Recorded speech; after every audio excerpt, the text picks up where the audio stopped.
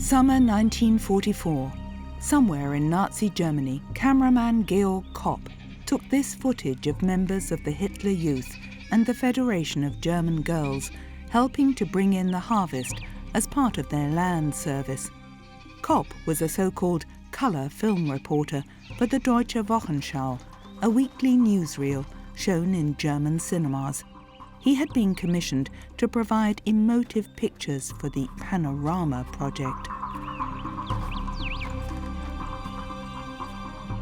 In Berlin at roughly the same time, cameraman Heinz Sasse and his assistant Karl Friedrich Falke were filming the morning dance performances by girls at Medau Gymnastics College. Such scenes were only to be shown abroad in neutral countries. They suggest that in no way did the Third Reich regard the war as lost. Many cinema goers in Germany would probably have sneered at such pictures, because the precarious situation at the front and the devastating destruction caused by Allied bombing raids could no longer be kept secret.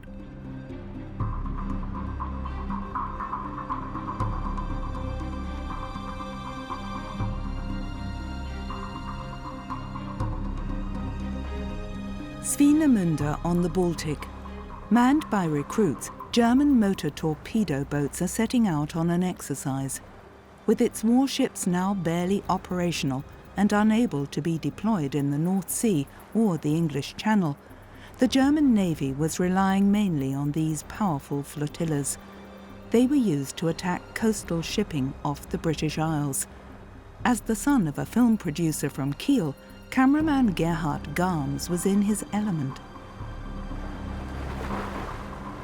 Garms was fully aware that his pictures had nothing to do with reality.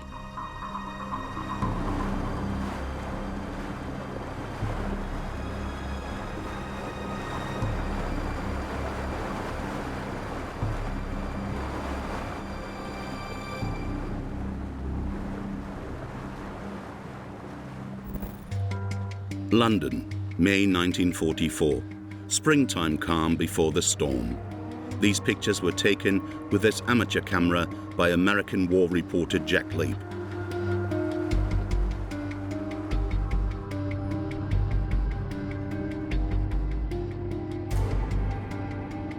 The decision had been taken. In a few weeks' time, the Allies would attempt a landing in Normandy. All that remained was for the precise date to be set.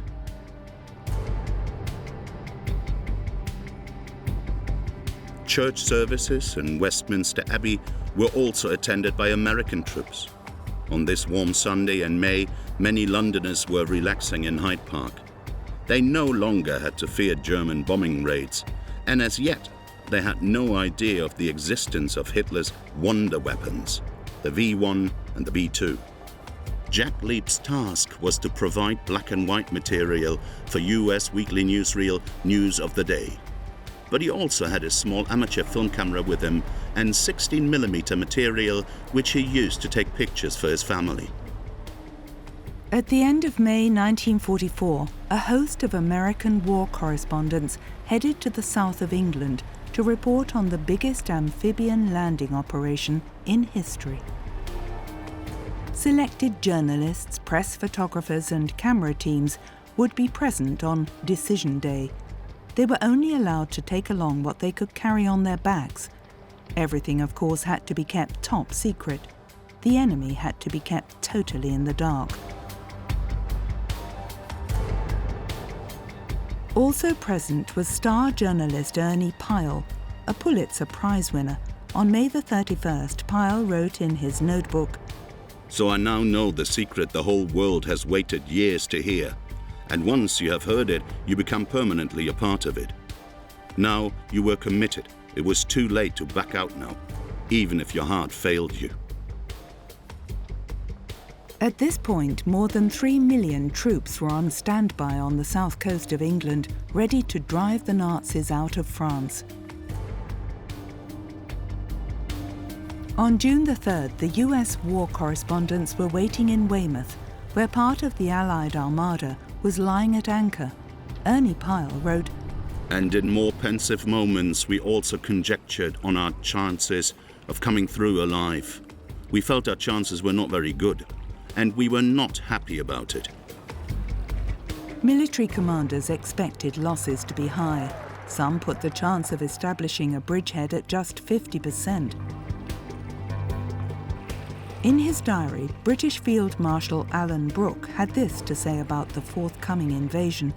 At the best, it will come very far short of the expectations of the bulk of the people, namely all those who know nothing about its difficulties. At its worst, it may well be the most ghastly disaster of the whole war. The plans for Operation Overlord involved 5 divisions going ashore in Normandy. The aim was for the invasion force to reach the Seine and Loire rivers within 90 days. Driving the Germans back eastwards, the Allies would then liberate Paris. The Americans had been allocated 2 sectors on the west of the invasion front, Utah Beach and Omaha Beach.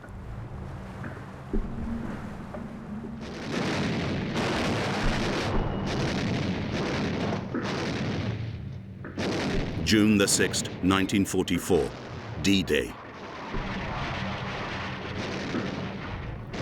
Now only professionals were allowed on the scene. Several weeks earlier, Hollywood director John Ford had already been given the most important task of his career. He was to record the massive event on film with as many camera teams as possible.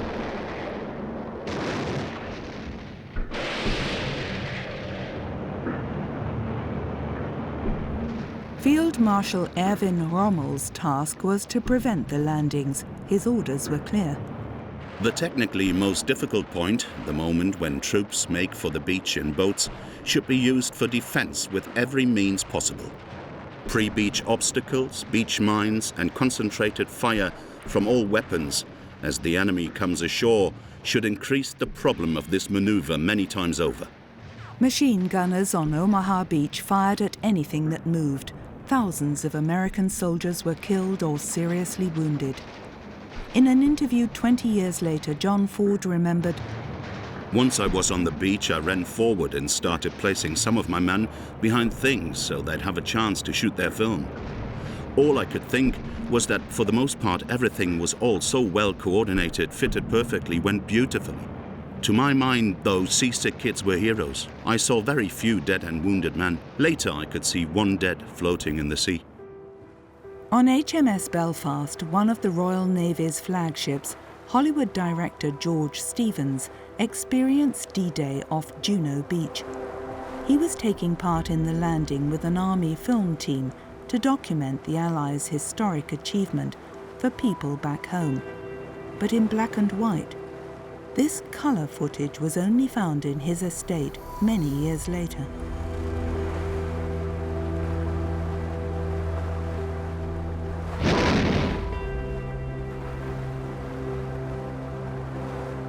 Just before the men went ashore, the captain recited the St. Crispin's Day speech from Shakespeare's Henry V. "And Crispin Crispian shall ne'er go by, from this day to the ending of the world. But we in it shall be remembered. We few, we happy few, we band of brothers. For he today that sheds his blood, with me, shall be my brother." On the late morning of June the 6th, George Stevens and his men also went ashore. Juno Beach was in Allied hands.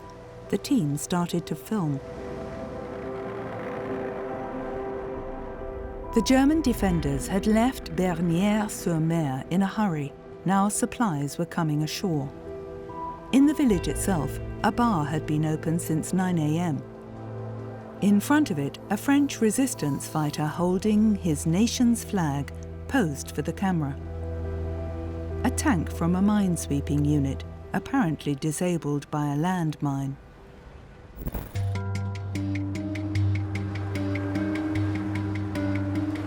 When Adolf Hitler learned of the Allied landings, he was in high spirits.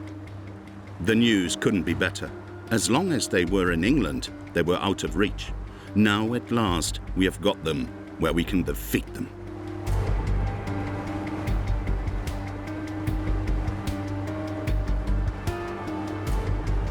On the afternoon of June the 6th, the American war correspondents landed on Utah Beach. Jack Lieb took these pictures with his amateur camera.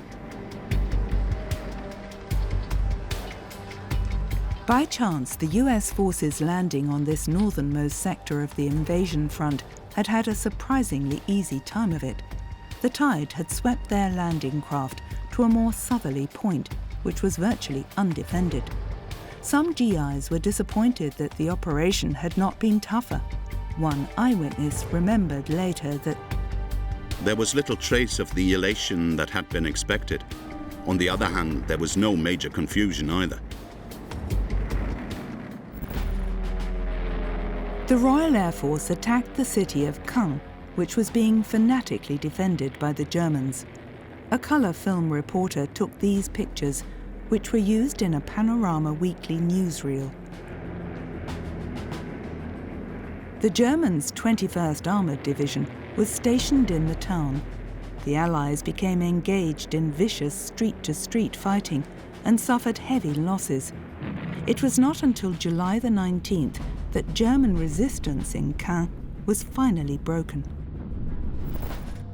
George Stevens and his men followed the advancing American troops westwards into the Bokage, a region of fields and hedgerows where there was fierce fighting. The Hollywood director was worried about his team because the almost impenetrable Bokage was perfect terrain for ambushes and booby traps.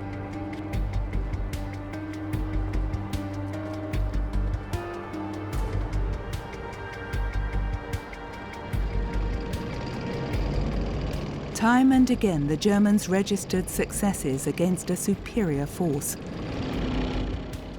On June the 30th, star reporter Ernie Pyle wrote to a friend, "This hatch-to-hatch stuff is a form of warfare we haven't had to cope with before, and I've seen more dead Germans than ever in my life. Americans as well, but not so many as Germans. One day I'll think I'm getting hardened to dead people.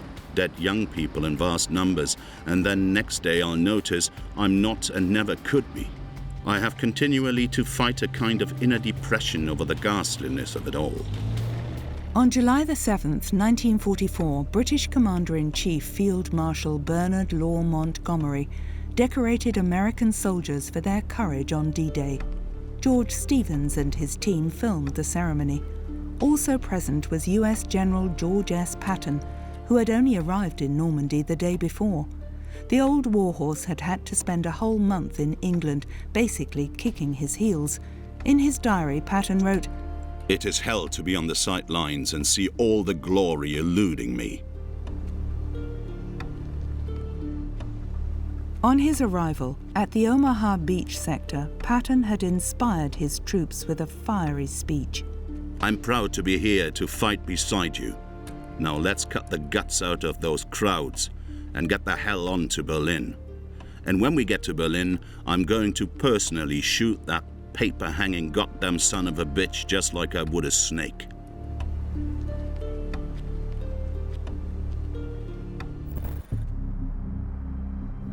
In early July 1944, war correspondent Jack Lieb travelled with General Joseph Collins's entourage to the northern tip of Normandy. Around 21,000 German troops had dug in around the port of Cherbourg and were putting up solid resistance. But on July the 26th, the Germans finally surrendered to a superior force. An American officer noted that, "Some of my boys couldn't understand why the Germans surrendered so quickly."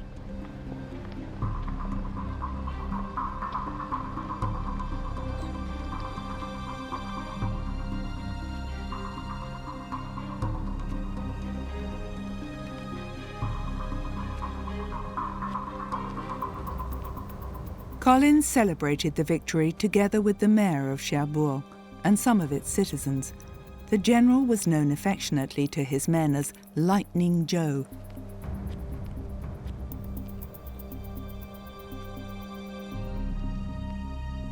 Hitler is said to have been as enraged at the fall of Cherbourg as he was when Field Marshal Paulus surrendered at Stalingrad.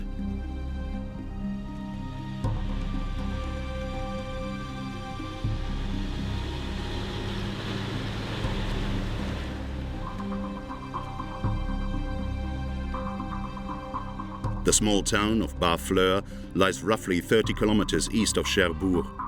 Its port had been fortified by the Germans, and the Allies now planned to use it for bringing in supplies. Together with his colleagues, Jack Lieb viewed the defences that had been installed on the beaches and the bunkers the Germans had built.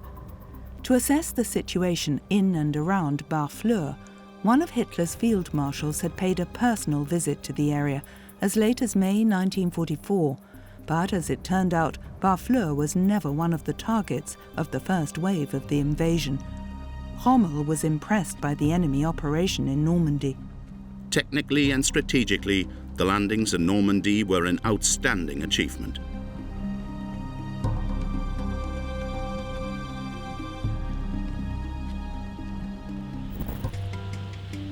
When the Germans withdrew from Sanlo, the town was in ruins. George Stevens and his team filmed in Sanlo in early August. It was here that the Allies made the decisive breakthrough in the battle for Normandy. A bridge hurriedly repaired by US sappers secured the supply line to the west. Sanlo served the Germans as an important traffic junction for the redeployment of troops, so the town had been bombed and shelled time and again. In a letter home, a German lance corporal wrote, "Today I spoke to someone who had fought on the Eastern Front. He said things had also been tough in the East, but never as tough as they are here. If a German soldier deserts to the enemy, his family doesn't get any support. And if we were to win the war, he would have to be handed over to be dealt with." Week after week passed, with the Allies making only slow progress.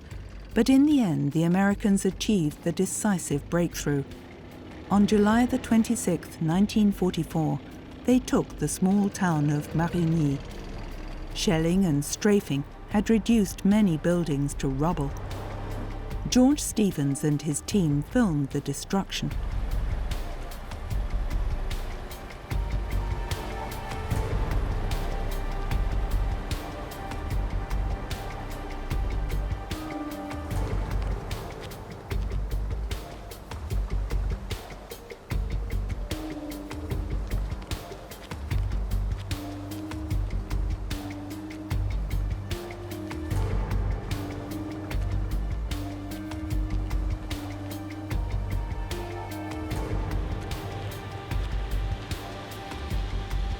The fighting morale of the German troops declined rapidly. On July the 26th, a paramedic noted this remark by a soldier who had been wounded. "I'll tell you one thing, medic. Here in Normandy, it's not war anymore. The enemy is superior in both men and material. Without adequate weapons, we are simply being sent to our deaths. Our military leaders are doing nothing whatsoever to help us. For me, the war's over." For most Americans, the only good German was a dead one. The Waffen-SS were particularly hated because of the repeated reports of wounded GIs being murdered. The black uniforms, it seems, were coveted trophies. In the major offensive in July, 40,000 American servicemen had been killed or wounded. The troops who had survived were exhausted from weeks of fighting.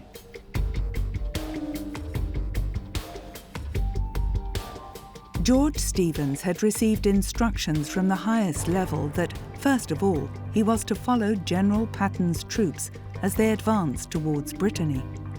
The men in his unit respected the Hollywood director, yet Stevens, who always seemed to be grumpy, remained something of an enigma to them.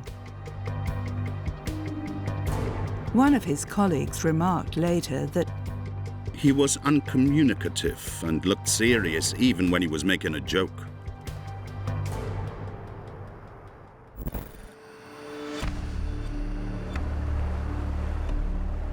On August the 15th, 1944, an armada of nearly 900 ships approached the coast of southern France. On board one vessel were American film director William Wyler and his camera teams, The operation was only about half the size of the invasion of Normandy. 3 American divisions went ashore on the first day alone. The BBC informed the French resistance about the imminent launching of this second invasion by broadcasting coded messages. Garby is sleeping in the grass, Nancy has got a stiff neck, and the hunter is hungry.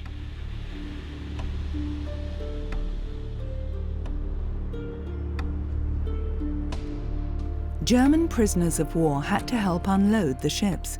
In contrast to D-Day, in the coastal town of Saint-Tropez, the GIs met with hardly any resistance. There was one brief firefight which cost less than 100 American lives. Afterwards, supplies could be brought ashore unimpeded. The Nazi leadership displayed a lethargic reaction to the news from the south of France. In his diary, Joseph Goebbels remarked laconically that the enemy claims that the contingent that has now landed is more powerful than the one that came ashore in Normandy. But they're only saying that to scare us. It will, of course, take us a few days to implement our countermeasures, because obviously we can't position adequate numbers of troops at every place on the coast to repel an enemy landing operation.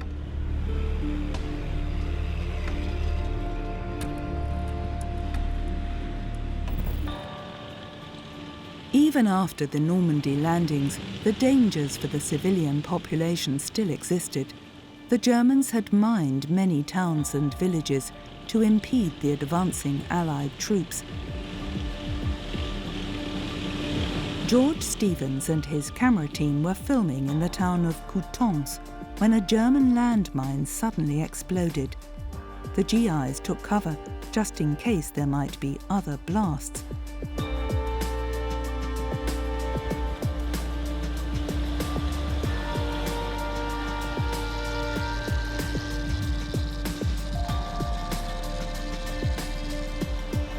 US paramedics were on the spot immediately because one soldier had obviously been wounded.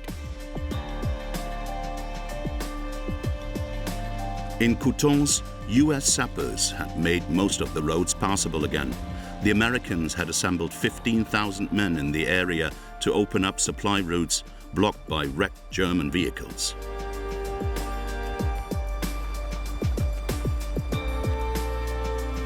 Even though countless houses had been destroyed in the fighting, most French people were relieved to be liberated by the Allies. By now, they were no longer afraid that the invasion might fail and the Germans would return. But many wondered about the immediate future. Would the Americans ensure a supply of food to the population? And who would be in control in Normandy in the future? The occupying forces or the French themselves, under the leadership of Charles de Gaulle?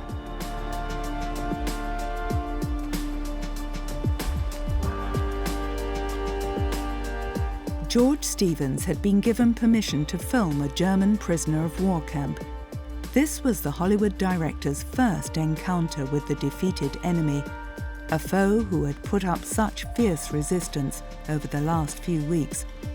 The few possessions the soldiers had with them were carefully inspected.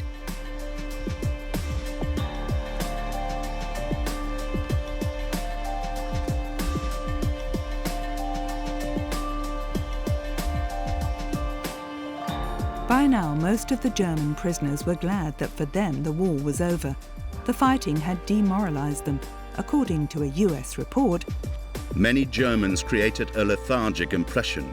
Large numbers of those taken prisoner were exhausted. The Americans found that young soldiers in particular had believed Nazi propaganda. In fact, one prisoner said to a GI, "There's not much of New York left standing, is there?" "What are you talking about?" the GI asked. "Well," the German replied, "it was bombed by the Luftwaffe, wasn't it?"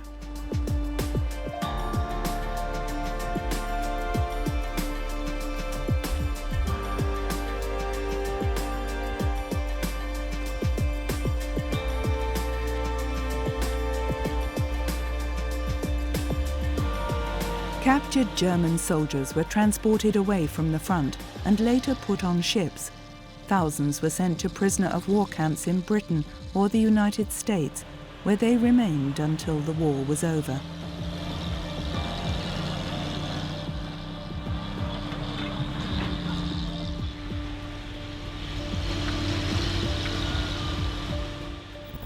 At Mont Saint-Michel, Jack Lieb filmed American star photographer Robert Capa, who had documented the horrors of the landing on Omaha Beach on the morning of June the 6th. The American war reporters had gone on an outing to the medieval island fortress.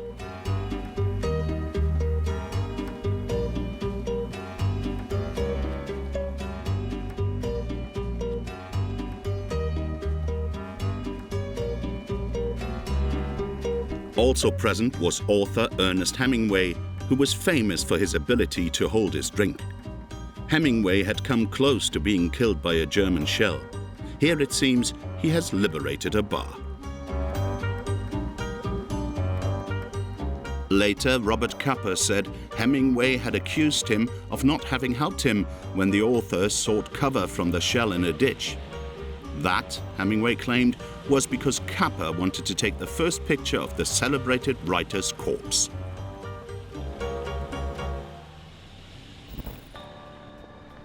Meanwhile, to the north, the Allies had achieved a decisive breakthrough. But even so, many German units had managed to escape east. Paris was now within range, but a bizarre argument took place about the next steps to be taken. The talk was of an imminent uprising in the French capital, which might then be suppressed by the Germans with extreme measures. General Charles de Gaulle told the commander-in-chief of the Allied forces, who actually wanted to bypass the French capital, "We must march into Paris." So on August the 22nd, 1944, Dwight D. Eisenhower gave the order for the French 2nd Armored Division to take Paris. The French were to liberate their capital themselves.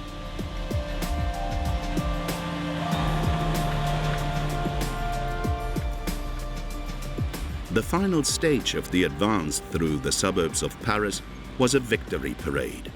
George Stevens and his cameramen were allowed to be present when French forces entered the capital on August the 24th. Later, he told his son that it had been the greatest day of his life.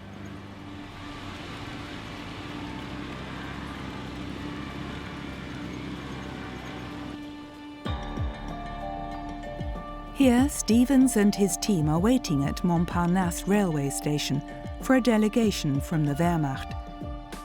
The city's commandant had been ordered to defend Paris to the last man and then blow up the most important buildings. But after a meeting with Hitler, General Dietrich von Choltitz was certain that he was showing loyalty to a madman. So he had decided to surrender the city without a fight. The surrender document was signed inside the railway station, where it was actually too dark to film. In the meantime, General de Gaulle had also arrived. He had organized French resistance from Britain.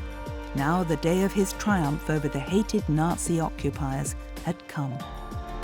In order to capture the historic moment on film, George Stevens wanted those involved in the ceremony to repeat it outside. When Choltitz hesitated, the tipsy director is said to have remarked, "C'est la guerre générale, that's war."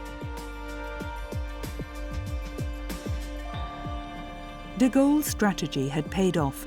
Sitting in every ministry were people of his choice.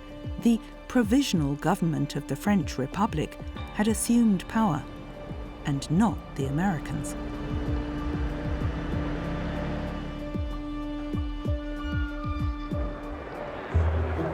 Then it was time to celebrate. Later, Stevens' assistant, British screenwriter Ivan Moffat, remembered, "One knew at the time it was going to be the most exhilarating day. I mean, it couldn't help but be, particularly as we thought that the war was pretty much over and that the Germans were in headlong retreat. The atmosphere was intoxicating, exhilarating, with these thousands and thousands of people embracing us, embracing each other under an absolutely brilliant sky. Paris looking absolutely marvelous, not at all shabby. an atmosphere almost like a bullfight.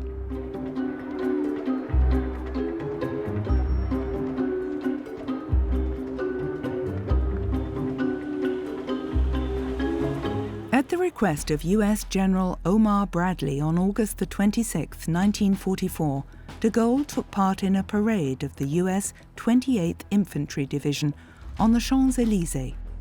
Reporter Ernie Pyle had experienced the boundless joy of the French on the day of their liberation. Now he was disappointed. As usual, those Americans most deserving of seeing Paris will be the last ones to see it, if they ever do. By that I mean the fighting soldiers. Only one infantry regiment and one reconnaissance outfit of Americans actually came into Paris. And they passed on through the city quickly and went on with their war. The first ones in the city to stay were such non-fighters as the psychological warfare and civil affairs people, public relations men and correspondents. I heard more than one rear echelon soldiers say he felt a little ashamed to be getting all the grateful cheers and kisses for the liberation of Paris, when the guys who broke the German army and opened the way for Paris to be free were still out there fighting without the benefit of kisses or applause. But that's the way things are in this world.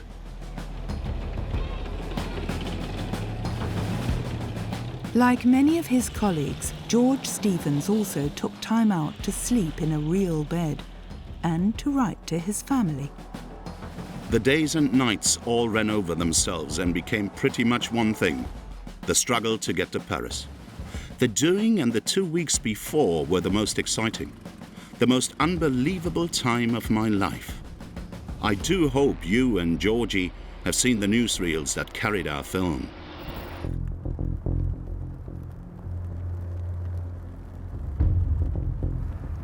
At the same time, Stevens' Hollywood colleague William Wyler and his camera teams were filming in the south of France, where remnants of the Wehrmacht were still trying to hold Marseille. While French troops were combating the last pockets of resistance, the resistance had already occupied strategic positions in the city centre.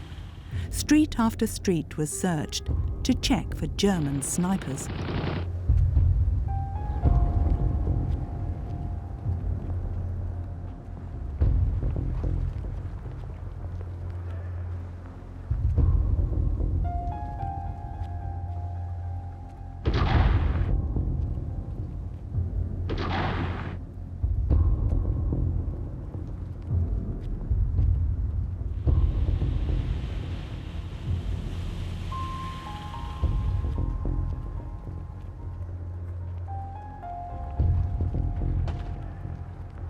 The next day, the Germans surrendered. After liberation, the search began for those who had collaborated with the hated enemy. A suspect's mother says goodbye to her son, who is then taken away by resistance fighters. Power in Marseille passed into the hands of left-wing forces of the resistance movement. The Americans were tolerated, but, as far as possible, were expected to stay out of the city and to push further north. Concerned that his country might become divided, General de Gaulle diffused the situation with a trick. The paramilitary groups were quickly integrated into the French army.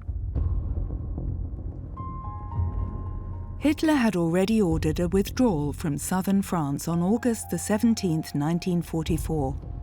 Nearly 300,000 German troops were able to pull back. The wounded were left behind in field hospitals to be captured and were taken to prisoner of war camps.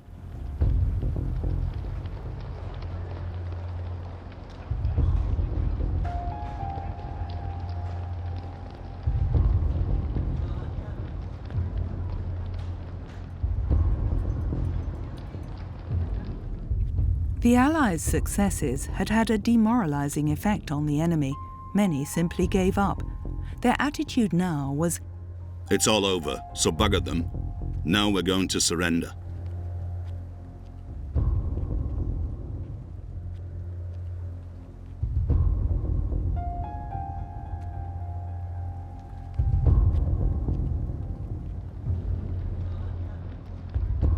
As Hitler's Blitzkrieg warriors, in 1940 they had overrun France in just a few weeks.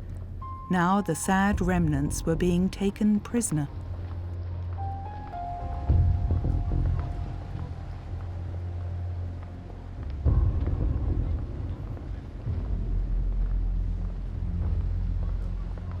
In the summer of 1944, the Wehrmacht lost nearly 240,000 men, killed or wounded. 200,000 German troops were first interned in provisional detention camps.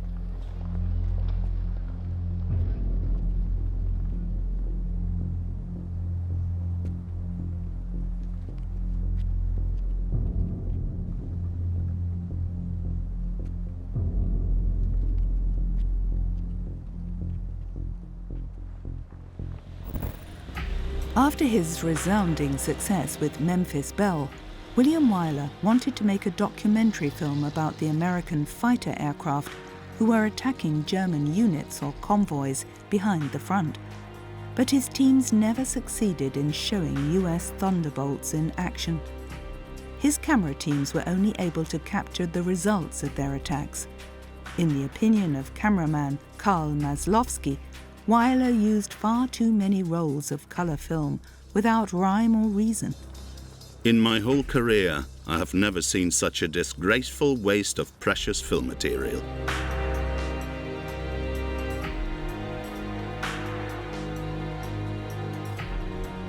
But sometimes there were exceptions. Near Lyon, a squadron of Thunderbolts had destroyed a Wehrmacht bus. Wyler's team photographed the enemy dead.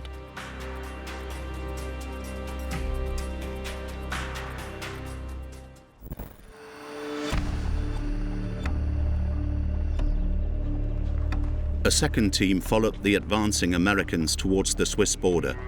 In the Jura Mountains in eastern France, the village of La Charme had been almost completely destroyed by US fighter aircraft. Its inhabitants gave their liberators a somewhat lukewarm reception.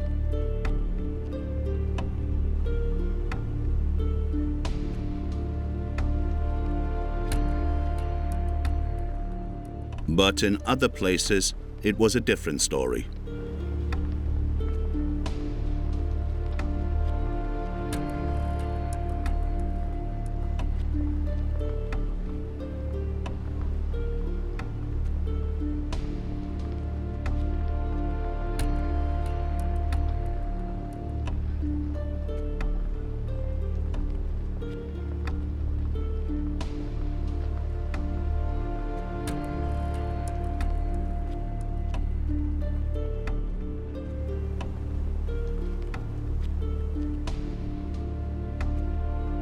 This German Lance Corporal is lucky.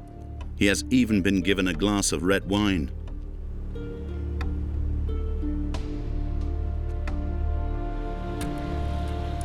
By September 1944, virtually the whole of France was free again. Only in Alsace and Lorraine, the two regions annexed by the Wehrmacht in 1940, were the Americans still facing fierce resistance. William Wyler ended his filming. His sole aim now was to get to Mulhouse, the town where he was born and where his parents ran a haberdashery business before emigrating to America.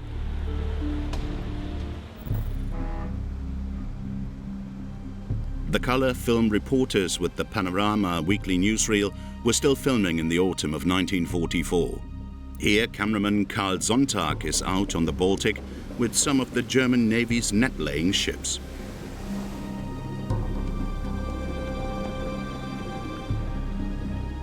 "18 net-laying vessels had been tasked with blocking harbour entrances or important shipping routes to prevent submarines, torpedoes or frogmen getting through.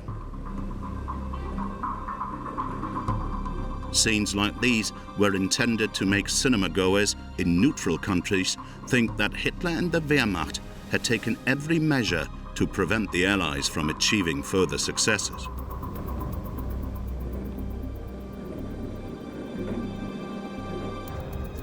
The Nazi propaganda ministry was still placing its faith in entertainment. Cameraman Karl Falke was sent to Breslau in Silesia to film a performance by the Bush Circus.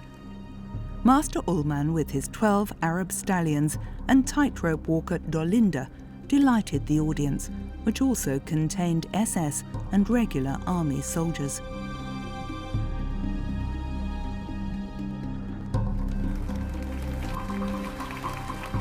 Around this time, journalist Ruth Andreas Friedrich noted in her diary that "We are making an effort, with thoughts and wishes, with hopes, aspirations and expectations.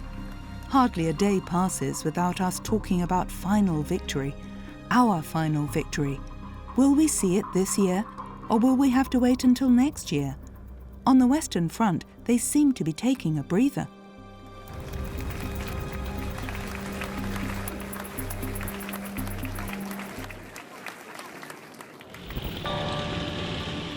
with a massive array of men and material, the Western Allies had liberated France and reached the borders of the Reich. Their biggest problem now was not the Wehrmacht, but supplies. Because of the speed of their advance in August and September, the Allies had to wait for fresh troops, arms and ammunition to be transported to the front from ports in Normandy and the Provence.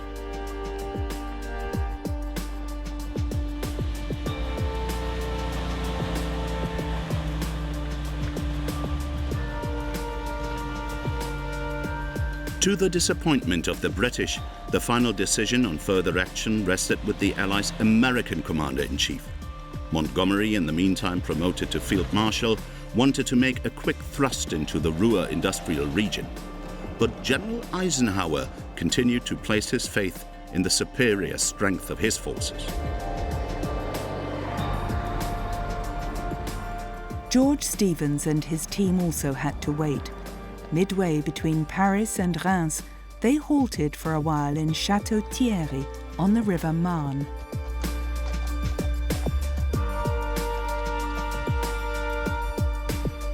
High above the small town stands a huge monument commemorating the dead of the First World War. In May 1918, the area saw months of fierce fighting between German troops and units of the American Expeditionary Force, which had been sent to the front in support of the hard-pressed French army.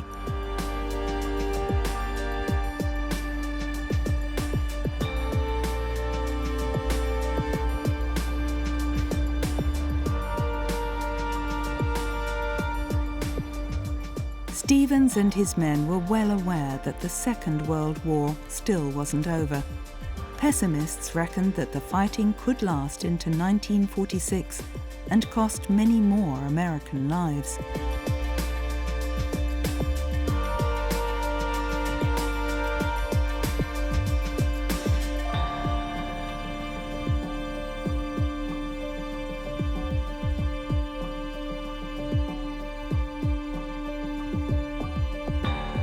Next to the graves from July 1918, there were now new wooden crosses for GIs who had only recently lost their lives.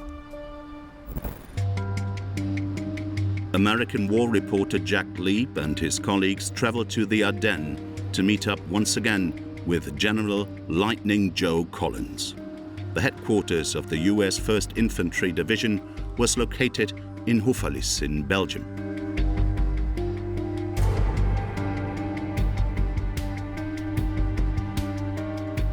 Collins and his team were preparing to advance across the border into the German Reich. The civilian population had no idea that the Germans would return during the Ardennes offensive of December 1944 and that Allied bombers would reduce their town to rubble. But for now, everything was going to plan, and American troops were given the order to attack the imperial city of Aachen. At the Nazi bulwark known as the Siegfried Line, Jack Lieb filmed these children, symbols of innocence in a time of horror. Hitler's suicide and Germany's unconditional surrender was still 8 months away, 8 months in which millions of soldiers, civilians, and concentration camp inmates would become further victims of the dictator's crimes against humanity.